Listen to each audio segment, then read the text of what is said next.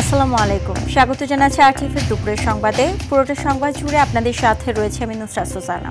চলমান Iran Israel যুদ্ধের ক্ষতি পোষাতে জরুরি ভিত্তিতে ব্যবস্থা নেওয়ার তাগিদ দিয়েছেন অর্থনীতিবিদরা।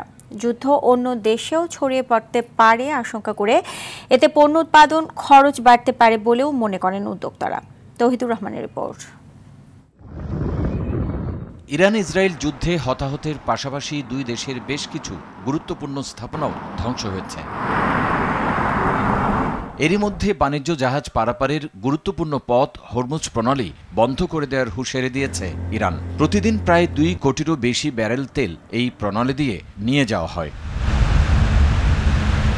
ইরান হরমুজ প্রণালী বন্ধ করে দেওয়ার হুঁশিয়ারিতেই আন্তর্জাতিক বাজারে জ্বালানি তেলের দাম বেড়ে গেছে।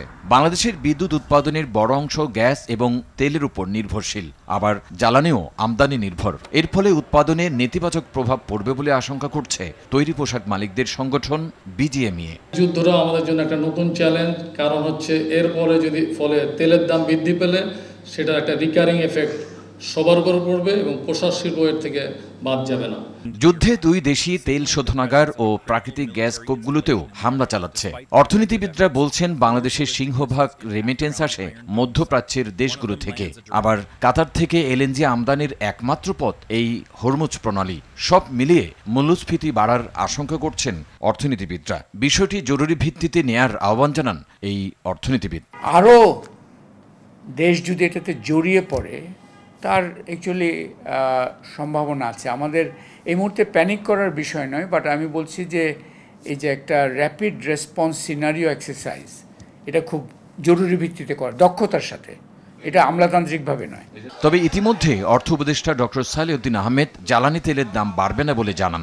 গ্যাস প্রাইস বা এলএনজি প্রাইস যদি বেড়ে যায় এটা উইল টেক কেয়ার। অনেক দেশ কিন্তু বাড়াইতেছে না, আমরা ওটাতে এখনো তৌহিদুর রহমান, আরটিভি, ঢাকা। গুমের নেপথ্যে অনেকেই ক্ষমতার কেন্দ্রবিন্দুতে থাকায় হুমকি পাচ্ছেন ভিকটিমরা। কাজ করতে বেগ পেতে হচ্ছে কমিশনকে, এমন মন্তব্য করেছে গুম সংক্রান্ত তদন্ত কমিশন।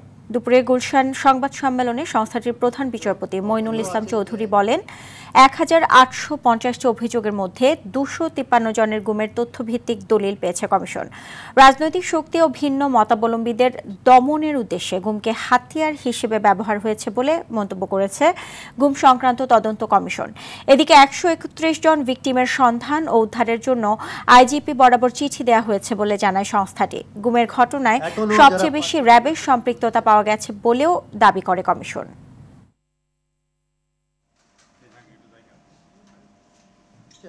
এখনও যারা পারপিটেটার্স অফ এনফোর্সড ডিসঅ্যাপিয়ারেন্সেস তারা এখনও ওদেরকে থ্রেট করতেছে, এবং যে থ্রেট করছে সে আমাদের কাছে অডিও রেকর্ডও আছে। আগে যারা গুমের সাথে জড়িত ছিল তারা এখনও পজিশনস অফ অথরিটিতে আছে বা আপনার বিভিন্ন আপনার পদবিতে আছে বা ক্ষমতায় আছে। তাদেরকে কী করবে বা কী করবে না সেটা সরকারের ব্যাপার, সেটা আমাদের কোনো ব্যাপার না। That is none of our business. রাষ্ট্রপতি নির্বাচন, প্রধানমন্ত্রীর মেয়াদ, সংবিধান, রাষ্ট্রের মূলনীতি ও নির্বাচনী এলাকা নির্ধারণ নিয়ে একমতে পৌঁছতে রাজনৈতিক দলগুলোর সাথে আলোচনায় বসেছে ঐকমত্য কমিশন। ফরেন সার্ভিস একাডেমিতে টানা 3য় দিনের মতো চলছে 2য় পর্যায়ের এ বৈঠকে অংশ নিয়েছে বিএনপি, জামায়াত, এনসিপি সহ 30টি দল, যার মধ্যে 2টি জোট আছে। বিএনপির স্থায়ী কমিটির সদস্য সালাউদ্দিন আহমেদের নেতৃত্বে 3 সদস্যের প্রতিনিধি দল, জামায়াতের নায়েবে আমির সৈয়দ আব্দুল্লাহ মোহাম্মদ তাহেরের নেতৃত্বে 3 সদস্যের প্রতিনিধি দল, এনসিপির দক্ষিণাঞ্চলের মুখ্য সংগঠক হাসনাত আব্দুল্লাহর নেতৃত্বে 3 সদস্যের প্রতিনিধি দল বৈঠকে উপস্থিত রয়েছেন। কারণ আমরা জুলাই মাসের মধ্যেই এইটার একটা চূড়ান্ত পরিণতি জায়গায় যেতে হবে, একটি জাতীয় সনদ তৈরি করতে হবে। তো সেই জন্য আপনাদের সকলের সহযোগিতা এবং আন্তরিকতা এতদিন আমরা যেভাবে পেয়েছি, আমরা আশা করছি যে এটা অব্যাহত থাকবে। অপরাধীরা খুব বেশি সুযোগ নিতে পারছে না।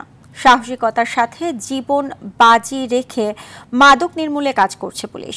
এমনটা জানিয়েছেন স্বরাষ্ট্র উপদেষ্টা জাহাঙ্গীর আলম চৌধুরী। দুপুরে ঢাকা মেডিকেল কলেজ হাসপাতালে আহত ডিবি পুলিশের 2 সদস্যকে দেখতে গিয়ে তিনি এসব বলেন। গতকাল রাতে রাজধানীর পল্টনে মাদক বিরোধী অভিযানে গিয়ে গুলিবিদ্ধ হন লালবাগ গোয়েন্দা পুলিশের 2 সদস্য। এদের মধ্যে একজনের অবস্থা আশঙ্কাজনক হলেও শঙ্কামুক্ত বলে জানিয়ে স্বরাষ্ট্র উপদেষ্টা জানান, আহত এএসআই আতিককে 48 ঘণ্টার মধ্যে অস্ত্রোপচার করা হবে। প্রায় 500-600 গজ পর্যন্ত ধাওয়া করা হয়। ধাওয়া করার পরে একজনের গুলি করতে করতে যাইতেছিল, কিন্তু আমরা 3 জন আসামিকে ধরে ফেলছি। গাড়িটাও আমরা উদ্ধার করতে পারছি এবং 9000 ইয়োবা আমরা উদ্ধার করতে পেরেছি। পুলিশ যে সাহসিকতার কাজ করছে দেখেন, নিজেদের তারা জীবন বাজি রেখা মাদককে নিয়ন্ত্রণ করার তারা চেষ্টা করছে। সাবেক পরিকল্পনা প্রতিমন্ত্রী শামসুল আলমকে গ্রেপ্তার করেছে ঢাকা মহানগর গোয়েন্দা পুলিশ। বুধবার রাতে তাকে রাজধানীর মোহাম্মদপুর থেকে গ্রেপ্তার করেছে বলে জানিয়েছে ডিবি। আজ এ বিষয়ে ডিএমপির মিডিয়া অ্যান্ড পাবলিক রিলেশনস বিভাগের উপ পুলিশ কমিশনার মোহাম্মদ তালেবুর রহমান বলেন, রাজধানীর মোহাম্মদপুর এলাকায় অভিযান চালিয়ে সাবেক পরিকল্পনা প্রতিমন্ত্রী শামসুল আলমকে গ্রেপ্তার করা হয়েছে। তার বিরুদ্ধে বিভিন্ন থানায় একাধিক মামলা রয়েছে। সাবেক প্রধানমন্ত্রী শেখ হাসিনার আদালত অবমাননার মামলা শুনানি করতে অ্যামিকাস কিউরি হিসেবে সিনিয়র আইনজীবী এ.ওয়াই মশিউজ্জামানকে নিয়োগ দিয়েছে ট্রাইব্যুনাল। বিচারপতি গোলাম মর্তুজা মজুমদারের নেতৃত্বে 3 সদস্যের ট্রাইব্যুনাল আগামী 25 জুন শুনানির দিন নির্ধারণ করে আদেশ দেন। এর আগে সামাজিক যোগাযোগ মাধ্যমে ছড়িয়ে পড়া 227 জনকে হত্যার লাইসেন্স পেয়ে গেছে এমন একটি অডিও বক্তব্যের ফরেনসিক বিশ্লেষণে সাবেক প্রধানমন্ত্রী শেখ হাসিনার কণ্ঠের সত্যতার প্রমাণ পায় আন্তর্জাতিক অপরাধ ট্রাইব্যুনালের তদন্ত সংস্থা। ট্রাইব্যুনাল তাদেরকে হাজির হওয়ার জন্য ফর অল ফেয়ারনেস 2টি বাংলাদেশের বহুল প্রচলিত পত্রিকায় বিজ্ঞপ্তি প্রকাশ করেন। ট্রাইব্যুনালে আজকে এটি আদেশ দিতে পারতেন, আইন সেটি কভার করে, কিন্তু ফর অল ফেয়ারনেস এবং তাদেরকে পুনরায় সুযোগ দেওয়ার জন্য এবং আইনের সঠিক ব্যাখ্যা গ্রহণের জন্য ট্রাইব্যুনাল আজকে একটি আদেশ জারি করেছেন। সেটি হলো ট্রাইব্যুনাল রুলসের 41 বিধি মোতাবেক একজন অ্যামিকাস কিউরি নিয়োগ করেছেন এই মামলায় মতামত গ্রহণের জন্য এবং আদালতকে সহায়তা করার জন্য। সারা দেশের পাশাপাশি রাজধানীতেও বাড়ছে করোনা এবং ডেঙ্গু রোগীর সংখ্যা। রাজধানীর মহাখালী ডিএনসিসি হাসপাতালে দেখা যায় জ্বর ব্যথা সহ নানা লক্ষণ নিয়ে হাসপাতালে ভিড় করছেন বহু মানুষ। হাসপাতালটিতে 16 জন করোনা রোগী চিকিৎসা নিচ্ছেন। অন্যদিকে বমি ও রক্তপাত সহ নানা জটিল লক্ষণ নিয়ে ভর্তি হয়েছেন ডেঙ্গু রোগী। অনেকে এসেছেন ঢাকার বাইরে থেকে। হাসপাতালটির পরিচালক কর্নেল তানভীর আহমেদ বলেন, করোনা থেকে রক্ষা পেতে মাস্ক ব্যবহার, দূরত্ব বজায় রাখা, হাত ধোয়া এবং ডেঙ্গুর ক্ষেত্রে জমা পানি ফেলে দেয়া, মশারি ব্যবহার ও সতর্কতার উভয় ক্ষেত্রেই লক্ষণ দেখা দিলেই অবহেলা না করে হাসপাতালে যেতে হবে। যদি কারো ফিভার থাকে সেই ক্ষেত্রে কিন্তু, কিংবা কাফ থাকে কিংবা ব্লিডিং টেন্ডেন্সি থাকে, সেই ক্ষেত্রে কিন্তু নিকটস্থ ডাক্তারের সাথে আগে পরামর্শ করতে হবে। Then the doctor will decide whether that patient should be admitted or not. দর্শক, এই মুহূর্তে চট্টগ্রাম থেকে সরাসরি যুক্ত হচ্ছেন সহকর্মী সাইফুল মাহমুদ। সাইফুল, চট্টগ্রামে করোনা ও ডেঙ্গু আক্রান্তদের চিকিৎসা নেওয়া রোগীর সংখ্যা কেমন দেখছেন এবং তাদের অবস্থা কি বর্তমানে, আমাদেরকে বিস্তারিত জানান। সুজানা, আসলে যেমনটি বলেছেন, চট্টগ্রামে কিন্তু দিন দিন ডেঙ্গু এবং করোনা রোগীর সংখ্যা বেড়ে চলছে। কোনোভাবেই যে আসলে এটা নিয়ন্ত্রণ করবে সেটা কিন্তু আসলে বোঝা যাচ্ছে না। বিশেষ করে মানুষের মধ্যে যেই সচেতনতার দরকার ছিল সেটা কিন্তু নাই বললেই চলে। স্বাস্থ্যবিধি যেভাবে মানার কথা বলা হয়েছিল আসলে সেভাবে মানা হচ্ছে না। বিশেষ করে হাসপাতালগুলোতে মাস্ক পরে যাওয়ার কথা ছিল, সে কিন্তু সেভাবে যাচ্ছে না। এবং একই সাথে সাধারণত যেখানে সেই ভিড় এরিয়াগুলো এড়িয়ে চলার জন্য বলেছেন, কিন্তু সেখানেও কিন্তু ভিড় এড়িয়ে চলতেছে না, যার কারণে কিন্তু করোনা সংক্রান্তের সংখ্যা কিন্তু বেড়েই চলছে। গত 6 দিনে চট্টগ্রামে 44 জন আক্রান্ত হয়েছেন এবং এর মধ্যে মৃত্যুবরণ করেছেন 1 জন এবং গতকালও 6 জন আক্রান্ত হয়েছিলেন। দেখা যাচ্ছে যে আসলে যারা অসচেতন, বিশেষ করে তাদের মধ্যে কিন্তু আসলে এই ধরনের লক্ষণ দেখা দিচ্ছে। এবং জেলা সিভিল সার্জনের পক্ষ থেকে জানিয়েছেন তারা গতকাল থেকে টিকা কার্যক্রম শুরু করেছেন। যদিও আনুষ্ঠানিকভাবে এই টিকার কার্যক্রম উদ্বোধন হবে আগামী রবিবার। চট্টগ্রাম সিটি কর্পোরেশনের মেয়র তিনি উদ্বোধন করবেন। ইতিমধ্যে যারা আসছে তাদেরকে টিকা দিচ্ছেন। তবে টিকা নেওয়ার আগ্রহ খুবই কম। আমরা সকালবেলা 11টা পর্যন্ত সিটি কর্পোরেশনের একটি হাসপাতালে ছিলাম, সেখানে মাত্র 2জন পুরুষ এবং 2জন মহিলা এসেছে। এর পরে আর আসছে কিনা আমরা এখন আপডেট পাইনি, হয়তো পরবর্তীতে পাবো। চট্টগ্রামে যে পরিমাণ আসলে গুড়ি গুড়ি বৃষ্টি হতে তাতে ডেঙ্গুর প্রাদুর্ভাব বেড়ে চলছে। কোনোভাবে যে এটা আসলে কমবে সেটাও না। গত 24 ঘন্টায় চট্টগ্রামে ডেঙ্গুতে আক্রান্ত হয়েছেন 33 জন এবং এই পর্যন্ত মোট আক্রান্ত হয়েছেন প্রায় 450 জনের মতো। জেলা সিভিল সার্জন জানিয়েছেন আসলে সচেতন হতে হবে, সচেতন না হলে কিন্তু ডেঙ্গু কিংবা করোনা থেকে কিন্তু আসলে মুক্তি পাওয়া অনেক কষ্টকর হবে। তবে অনেকেই অভিযোগ করেছেন সিটি কর্পোরেশনগুলো আসলে ঠিকমতো ঔষধ ছিটাচ্ছে না। এই ছিল আমার কাছে সর্বশেষ তথ্য। ধন্যবাদ আপনাকে। ভয়াবহ রূপ ধারণ করছে বরগুনার ডেঙ্গু পরিস্থিতি। প্রতিদিনই বাড়ছে আক্রান্তের সংখ্যা। জেলার পাথরঘাটা পৌরসভার অবস্থা সবচেয়ে নাজুক। বর্ষা মৌসুম হওয়ায় এডিস মশার কামড়ে সংক্রমণের হার বেশি বলছেন চিকিৎসকরা। তবে ডেঙ্গু প্রতিরোধে স্থানীয় প্রশাসনের পক্ষ থেকে দৃশ্যমান পদক্ষেপ গ্রহণ না করায় ক্ষুব্ধ স্থানীয়রা। বরগুনা থেকে তাহিদুল ইসলাম শুভর পাঠানো তথ্যচিত্রে বিস্তারিত জানাচ্ছেন আব্দুল হামিদ। দক্ষিণের জেলাগুলোর মধ্যে ডেঙ্গু আক্রান্তের হার সবচেয়ে বেশি বরগুনা জেলায়। সদর ও পাথরঘাটা পৌরসভার গুরুত্বপূর্ণ মোড় এবং আবাসিক এলাকার ডাস্টবিনগুলো সরিয়ে ফেলার পর যেখানে সেখানে ময়লা ফেলায় বর্ষা মৌসুমে জন্ম নিচ্ছে ডেঙ্গুর বাহক এডিস মশা। পৌরসভা উপজেলা পরিষদের পক্ষ থেকে কিছু এলাকায় ফগার মেশিনে ধোঁয়া ছিটানো হলেও মশা নিধনে তা পর্যাপ্ত নয় বলছেন স্থানীয়রা। হাসপাতালের মধ্যে ডেঙ্গু কারখানা তৈরি হয়েছে, আমরা বিভিন্ন জায়গায় দেখেছি। পাথরঘাটা প্রত্যেকটা ওয়ার্ডে কোনো রকমের নার্সিং নেই। এখানে মশা তৈরি হয় পর্যাপ্ত পরিমাণ। উপজেলার কোনো পানি নিষ্কাশনের ব্যবস্থা নাই, ড্রেনের কোনো একদম ইনাই ক্লিয়ার না, সমস্ত ড্রেনগুলো লক করা আটকানো, 2-4 জায়গায় ড্রেন যেটুকু আছে পানি বাইর হয় না কোথা থেকে। বৃষ্টির পানি ধরে রাখার প্রবণতা বরগুনার বাসিন্দাদের ডেঙ্গুর ঝুঁকিতে ফেলছে বলে মন্তব্য করেছেন পাথরঘাটা স্বাস্থ্য কমপ্লেক্সের চিকিৎসক মোহাম্মদ রাফিউল হাসান।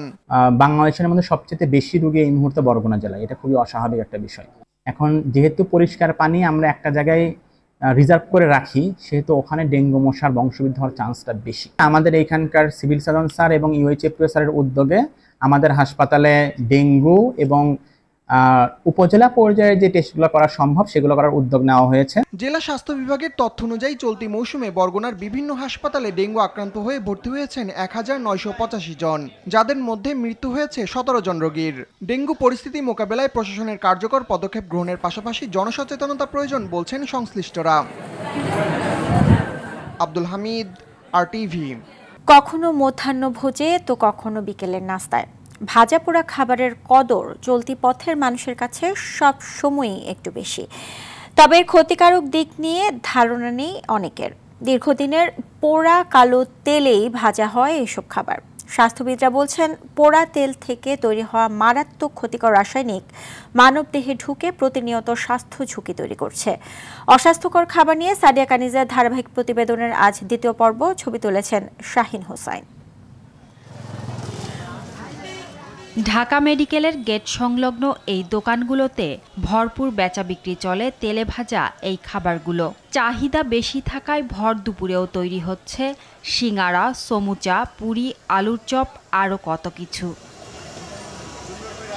সস্তা আর মুখরোচক হওয়ায় অনেকেই দুপুরের খাবারের বিকল্প হিসেবেও খাচ্ছেন ভাজা পোড়া।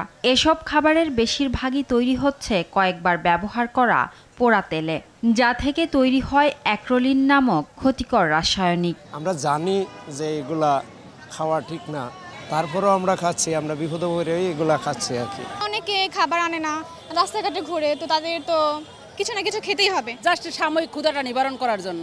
একেবারে দায় সারা। এটা খেলে গ্যাস্ট্রিক হয়, জেনেও সবাই খায়। শুধু তেলই নয়, খাবার প্রস্তুতের স্থানগুলোও বেশ স্যাঁতসেঁতে, মাছিযুক্ত আর অপরিচ্ছন্ন।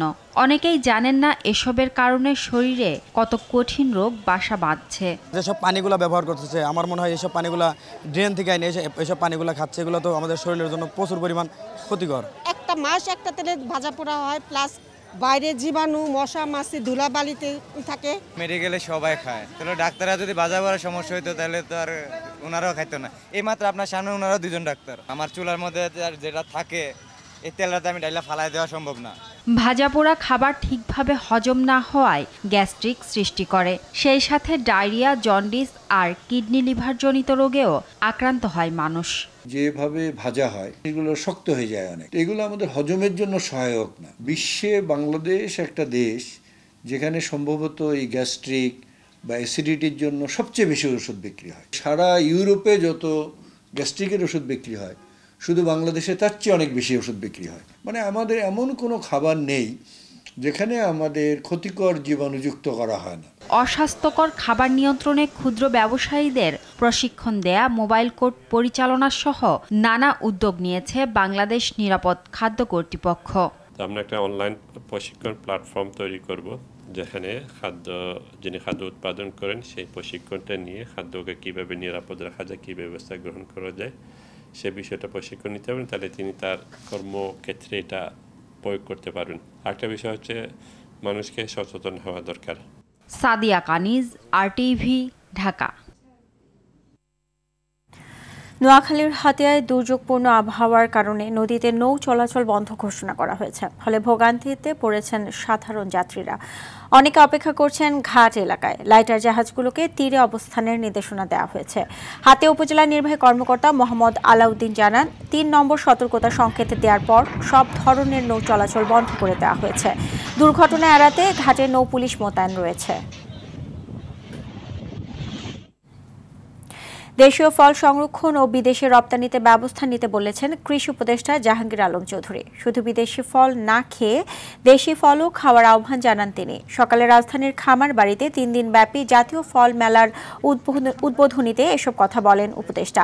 প্রতিদিন সকাল 10টা থেকে রাত 8টা পর্যন্ত সবার জন্য উন্মুক্ত থাকবে মেলা। সরকারি পর্যায়ে 26টি ও বেসরকারি পর্যায়ে 49টি মিলিয়ে মোট 75টি প্রতিষ্ঠান এ মেলায় অংশগ্রহণ করছে। সারা দেশের সবকটি জেলার 431টি উপজেলায়ও ফল মেলা অনুষ্ঠিত হচ্ছে। সড়ক দুর্ঘটনায় 2 জেলায় 2 জন নিহত হয়েছেন। পাবনার ঈশ্বরদীতে পিকআপের সঙ্গে মুখোমুখি সংঘর্ষে বেলাল হোসেন নামের এক মোটরসাইকেল আরোহী নিহত হন। এ ঘটনায় গুরুতর আহত হয়েছেন নিহতের স্ত্রী ও 2 সন্তান। সকালে ঈশ্বরদী পাবনা মহাসড়কের দাসুরিয়ার কালিকাপুর এলাকায় এ দুর্ঘটনা ঘটে। এদিকে দিনাজপুরের হিলির বিরামপুরে ভ্যান থেকে ছিটকে পড়ে ট্রাকের চাকায় পিষ্ট হয়ে রওজাতুল নামের এক শিক্ষার্থীর মর্মান্তিক মৃত্যু হয়েছে। এ ঘটনায় জড়িত ঘাতক ট্রাকের চালক ও হেলপারকে আটক করেছে পুলিশ। দুপুরের সংবাদে পর্যন্তই। জেলা সংবাদ বিকেল 4:45টায় দেখার আমন্ত্রণ রইল। এতক্ষণ সাথে থাকার জন্য ধন্যবাদ সবাইকে।